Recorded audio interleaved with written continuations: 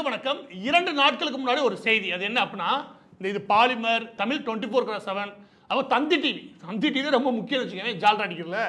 அது என்ன அப்படின்னா, யாரும் செய்து கொடுக்காத 30 ஆண்டுகள் பிரச்சனையே வந்ததும் முடிச்சு கொடுத்தார் விஜய் அப்படின்னு ஒரு செய்தி. அங்கிட்டு தந்தி டிவி ஒரு படிக்கு மேலே ஏகப்பட்ட கூவல் வச்சுக்கோங்க. தனது தொகுதியில் 30 ஆண்டுகளாக இருந்த கோரிக்கையை விஜய் அவர்கள் வந்ததுமே இறங்கி செஞ்சு விட்டார் அப்படின்னு போட்டாங்க. அது என்ன செய்தி பார்த்தோம்னு வச்சுக்கோங்க, அதில் இன்னும் கொஞ்சம் எமோஷனல் கண்டென்ட். அது என்ன அப்படின்னா, குழந்தைங்க இருக்காங்களே, அவங்க 3 கிலோமீட்டர் 2 கிலோமீட்டர் சுற்றி இருந்தாங்க பள்ளிக்கூடத்துக்கு. அந்த குழந்தைங்க பள்ளிக்கூடத்துக்கு போகிறதுக்கு வழி ஏற்படுத்தி கொடுத்தாரு. அது 30 வருஷமாக கோரிக்கை தெரியுமா, அதை முடிச்சு கொடுத்தாரு அவர் தொகுதியில் அப்படின்னு சொல்லி.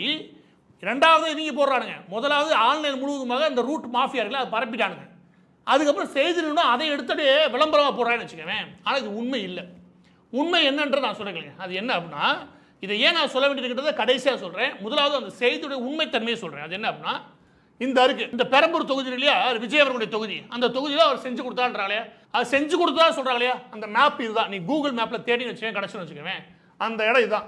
அந்த பள்ளிக்கூடத்துக்கு பிள்ளைய சுற்றிக்கிட்டு போச்சுனால, அந்த பள்ளிக்கூடத்தோட பேர் வந்து விஸ்டம் மெட்ரிகுலேஷன் வச்சுக்கவேன். அந்த பள்ளிக்கூடம் இந்த இருக்கு சரியா, இந்த இடத்துல தான் பாதையை உருவாக்கி கொடுக்குறாங்க. அப்படி நான் மேப்பை வைக்கிறேன், ஒரு நிமிஷம் பாருங்க.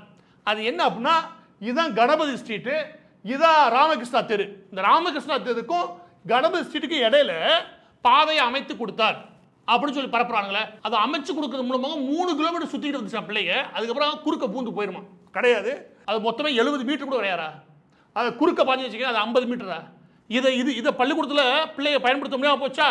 முக்கியமாக அந்த இடத்துல சன்னதி ஸ்ட்ரீட் ஒன்று இருக்கு, அது வழியாக அந்த பள்ளிக்கூடத்துக்கு போயிட்டு தான் இருக்குது. எனவே இது குழந்தைகளுக்கான விஷயமாக சென்டிமெண்ட்டாக பரப்புறது முதலாவது பொய்.